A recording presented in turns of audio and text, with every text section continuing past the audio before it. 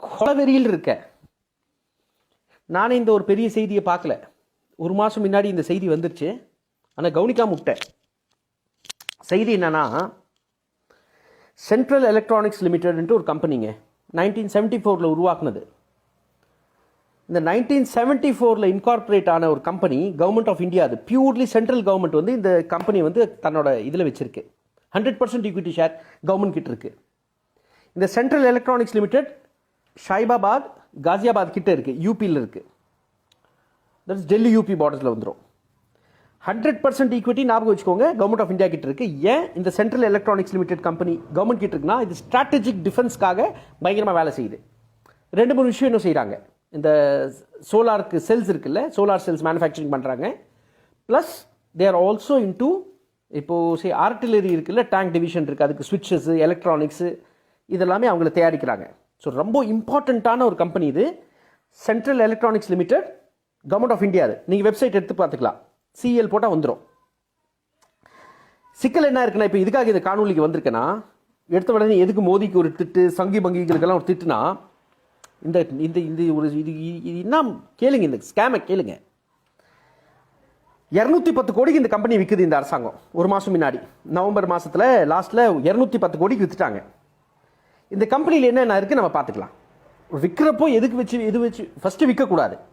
Strategic importance உள்ள company இது, டிஃபென்ஸ்க்காக வேலை செய்கிற கம்பெனி இது, விற்கக்கூடாது. சரி, விற்குது. இந்த கம்பெனி கையில் லேண்டு மட்டும், ஒரு பீஸ் ஆஃப் லேண்ட் மட்டும் 2,21,000 ஸ்கொயர் மீட்டர் லேண்ட் இருக்கு இவங்க கிட்ட. கவர்மெண்ட் ரெஜிஸ்ட்ரார் பிரகாரம், கவர்மெண்ட் உத்தரப்பிரதேஷோட ரெஜிஸ்ட்ரார் வேல்யூ இருக்கு இல்லைங்க, ரெஜிஸ்ட்ரேஷன் வேல்யூ, மார்க்கெட் வேல்யூ நான் பேசல, ஜஸ்ட் ஸ்டாம்ப் ரெஜிஸ்டர்ட் வேல்யூக்கு அந்த ஸ்டாம்ப் டியூட்டி கட்டணும் பாருங்க.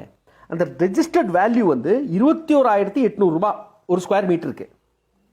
இந்த 2 லட்சத்தை வச்சு கால்குலேட் பண்ணால் 440 கோடி வந்து இதோட லேண்ட் வேல்யூ மட்டுமே. Land value as per registration records வெறும் 440 crores.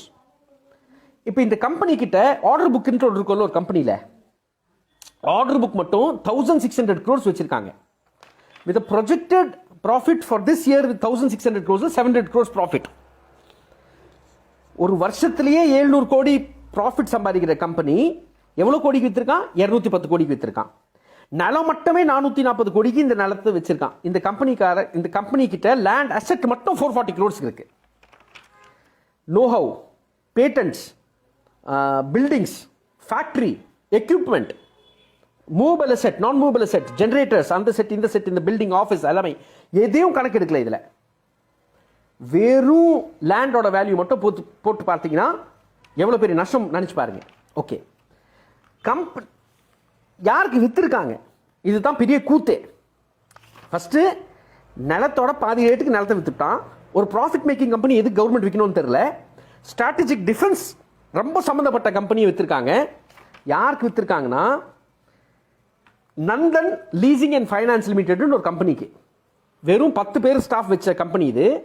இந்த கம்பெனி வந்து திவாலான கம்பெனி.